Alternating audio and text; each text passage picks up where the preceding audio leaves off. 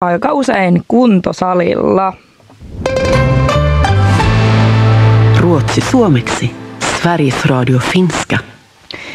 Nyt on kulunut 5 vuotta siitä, että Silvana Imam, ruotsalainen artisti Silvana Imam on julkaissut musiikkia. Ja nytten hän on julkaisemassa albuminsa Helig Moder.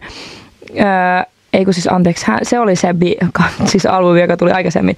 Ja hän palaa siis uuden täyspitkän projektin kanssa. Ja tämä albumi koostuu 12 uudesta alkuperäiskappaleesta.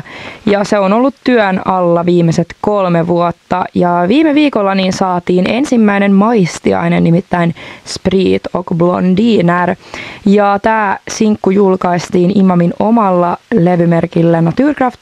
Ja siellä on mukana suomalainen supertähti Alma ja 28-vuotias laulaja.